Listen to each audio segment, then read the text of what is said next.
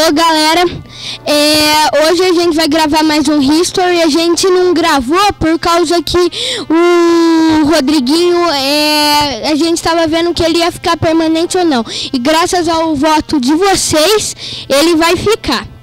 E então, hoje também é aniversário dele, para comemorar isso. Então a gente quer dar os parabéns para ele. Então ele vai começar falando de uma das origens de Roma, que deu origem à diferença de patrício e plebeu. História de Rômulo e Remo. Tinha uma mulher chamada Reia. Ela teve uma relação amorosa com o deus Marte. E aí, quando o tio dela, Amúlio, descobriu isso, ele prendeu ela. Só que aí na prisão ela teve dois filhos, Rômulo e Remo. E aí quando o Amúlio descobriu isso, ele mandou os servos dele irem matar os dois. Só que eles ficaram com dó e largaram eles na floresta. E lá eles foram amamentados por uma loba. Foram amamentados por uma... Porque a gente tem toda... Assim como na Grécia, que a gente já falou em outros programas, tem lá origens históricas e tem a mitologia que explica. Em Roma também, uma das origens, né, possíveis para Roma, se bem que hoje nós não acreditamos na mitologia deles, então para nós virou mesmo só uma história bem contada, é que a cidade teve sua fundação a partir dos dois gêmeos, Rômulo e Remo, que eram descendentes, filhos do deus Marte, né? E tinham nascido no reino de Alba Longa, onde a Reia Sílvia era uma princesa e o tio, o Amúlio, cobiçando o trono, acabou por prender o rei Numintor, que era o pai da Reia Sílvia, o avô dos meninos, né, do Rômulo e do Remo, a Reia Sílvia, e abandonou, né, ordenou o sequestro e a morte, que não se concretizou, dos dois gêmeos, que foram adotados por uma loba, foram amamentados por uma loba. A Pi acha essa parte estranha, não é, Pi? A Pi hoje não quer falar muito, né, Pi? Não quer falar, Pi? Não, agora não. Daqui a pouco. Rodriguinho, e depois, o que aconteceu? Quando eles crescem, eles vão atrás do Amúlio e matam ele. Logo depois, eles se dividem em duas colinas, cada um com uma cidade. Aí... É uma cidadezinha, né? Um vilarejo. Um vilarejo. Só que aí aconteceu que as pessoas da cidade do Remo começaram a ir para a cidade do Rômulo. Aí ele ficou bravo, foi tirar explicações. Aí lá, na cidade do Rômulo, o Rômulo disse que se o Remo voltasse mais uma vez na cidade dele, ele ia matar o Remo. Aí ele pulou o muro da cidade do Rômulo. Aí eles lutaram. E o gêmeo vencedor foi o Rômulo. E então... Isso que dá a ideia de patrício e plebeu. O plebeu são os descendentes do irmão derrotado. E os patrícios são descendentes do irmão vencedor. Em toda a história de Roma, a disputa entre patrícios e plebeus vai ser muito intensa. E no caso, a origem, olha, como eu explico, que o patrício pode mandar na cidade e depois pode mandar na República Romana, pode mandar no Império, e o plebeu não. A origem lendária explica, olha, o plebeu é romano, né? Ele de fato é melhor do que um estrangeiro, do que alguém que pudesse ser escravo de Roma, mas ele não é descendente do gêmeo vitorioso. Já o patrício, que teria o poder de mando, participaria das instituições, teria riqueza material, esse é romano e descendente do gêmeo que ganhou a disputa. E nesse caso, teria legitimidade para mandar e para deter o poder econômico da cidade. A história de Roma é bastante importante para todo mundo no Ocidente. Muitas das referências que nós temos, todas as referências de império são relacionadas a Roma de alguma forma. E a história de Roma, do ponto de vista político, é dividida em 3 fases. A primeira é monarquia, então aí a origem histórica estaria relacionada à fundação de um posto militar pelos latinos, sabinos, para evitar uma invasão dos etruscos, que seriam povos do norte da Península Itálica, e a versão lendária, essa que o Rodriguinho e o Titã acabaram de comentar. E, no caso, a primeira fase, enquanto Roma é monarquia, é uma cidade-estado. O Fê lembra da cidade-estado, Fê? Quando a gente foi à Grécia. Por que a gente diz que a cidade é estado? Porque não é império, não tem um poder centralizado, que nem na Grécia não tinha. Era Esparta, que era uma cidade independente de si, e Atenas também era. E também tinham outras, mas as duas mais comentadas na Grécia, como a gente já falou nas outras gravações, é Atenas e Esparta.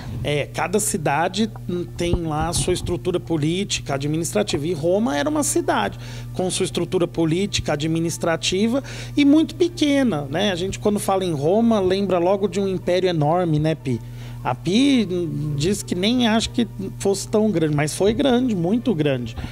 E, no entanto, era um território originalmente muito pequeno. E a primeira fase da monarquia, o rei, o monarca, detinha todos os poderes. Já existia um Senado, mas esse Senado tinha, na verdade, funções consultivas. Ou seja, o rei consultava o Senado, mas seguia a orientação do Senado ou não, dependia da situação.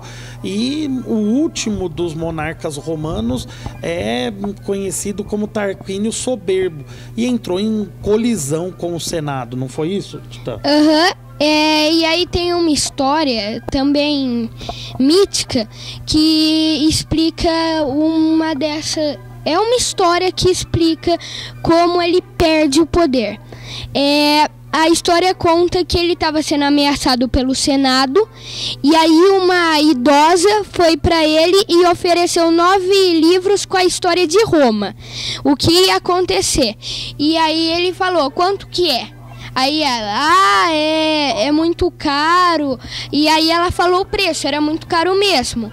E aí ele falou, não vou pagar isso. Aí depois ela chegou com 6 livros. Falou, você tá precisando mais ainda, você tá sendo mais ameaçado. Você não quer comprar esses livros? Aí ele, mas agora vai ter que ter um desconto, né? Aí ela, não, é o mesmo preço.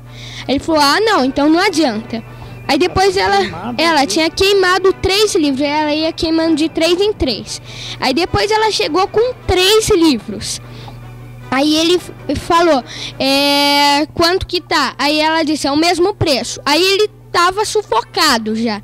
Aí ele falou, então eu vou comprar. E aí quando ele foi ler a história de Roma, tava tudo em códigos e ele não conseguia entender os códigos. E também ela tinha queimado antes os livros que eram da parte dele. E estava depois só do final de Roma, esses outros livros. E o Tarquínio acaba sendo derrubado e ganhou o apelido de Soberbo justamente por nunca ter aceitado conselhos, e principalmente o dessa idosa que é conhecida como Sibila, um oráculo, alguém com capacidade para prever o futuro. E ela teria orientações dos deuses para oferecer os livros a ele, se ele não aceitasse, queimar 3. Depois oferecer de novo, se ele não aceitasse, queimar 3. E ele acaba aceitando no final, quando já não tinha mais jeito. Então, o Rodriguinho contou a origem lendária de Roma, associada ao Rômulo e Remo. E o Titã acaba contando como nós teríamos o fim da República Romana, que é um golpe, o fim da monarquia, da monarquia romana, que é um golpe do Senado contra o último rei, que é o Tarquínio. E agora vamos vamos ver nossa pequena Titã, o que ela quer saber da história de Roma. Embora ela goste mais de índio, de bandeirantes, de história do Brasil, não é isso, Titãzinha? Titãzinha, vamos lá, pode perguntar. Tá. Deixa eu Vamos ver se a gente sabe responder o que a Titãzinha quer. Deixa eu pensar. Deixa eu... Calma. Só não me vai perguntar que nem aquela vez da raposa. Tá, pode... Hã? Aquela vez da raposa foi legal. Ah, tá. Em que código tava? Olha, a pergunta da Titã é pra matar. É pra matar. Você sabe responder, Titã? Sei lá. É, porque esses livros, os 3 livros que sobraram da Sibila, que o Tarquínio no fim aceitou comprar, eles ficaram com os romanos e foram guardados lá no Senado, no Capitólio, num cofre, durante todo o período republicano. Mas nas guerras civis, que nós vamos estudar em um outro programa, com o fim, né, que antecederam ao fim da República, esses livros desapareceram. Então, o que nós temos são relatos muito precários, pelo menos os que eu conheço, com relação a esse código. Mas toda profecia na antiguidade, e profecias em geral, né, quando pega lá o horóscopo, não deixa de ser meio genérico. Diz, hoje você pode ter um problema. Todo mundo pode ter um problema, né, Pizinha? Não pode. Titãzinha pode ter um problema. Não tem, porque Titãzinha não tem problemas, mas todo mundo pode ter. E as profecias eram um pouco assim. Lembram do Alexandre? O oráculo de Delfos não disse: a sorte favorece os destemidos. O oráculo ia acertar de qualquer jeito, porque se o Alexandre ganha, como ganhou a batalha de Gaugamela, ele é o destemido. Se o imperador persa ganha, o destemido é o imperador. Então a sorte estaria do lado do vencedor de qualquer jeito. O oráculo não tinha chance de errar. Então a gente não conseguiu responder, né? Sério? Mas a gente se esforçou. Sério, e tem uma dúvida que muitas pessoas confundem. Qual a diferença de monarquia e império? É uma dúvida importante, difícil de responder assim tão simples. No geral, para você identificar, né, monarquia é uma forma de governo e está relacionada, no caso da antiguidade de Roma, à concentração de poderes, ao exercício de funções religiosas por parte desse monarca, de liderança militar. Na Idade Moderna, a gente vai ter lá as monarquias absolutistas, o único soberano, o único com poder político é o rei. E depois nós temos as monarquias contemporâneas, depois da Revolução Francesa, que são monarquias constitucionais. O rei reina, mas não governa. É um rei com limitações de poder, ele é chefe de Estado, mas não é chefe de governo. É o que acontece na Inglaterra até hoje. Então, monarquia é forma de governo. Império está relacionado a uma estrutura política ampla, a um território muito vasto, e também na história, já que Roma é a referência de império, há alguma centralização do poder. Se não na figura de um imperador, pelo menos na figura de uma instituição, como foi o Senado no período ali do Principado, na transição entre República e Império em Roma. Então, o Império, acabamos tendo aí quase que no senso comum um vasto território com alguma centralização de poder ou algum projeto no sentido de difundir uma cultura, de impor padrões de comportamento, padrões linguísticos. Mas é um tema para nós tratarmos em vários programas. E agora a gente vai encerrar o programa, porque senão vai ficar muito extenso. E da próxima vez que a gente vier falar, a gente vai falar sobre Roma. Então, feliz aniversário, Rodriguinho. Parabéns, Rodriguinho. Parabéns pra você nessa data querida. Então é isso. Tchau.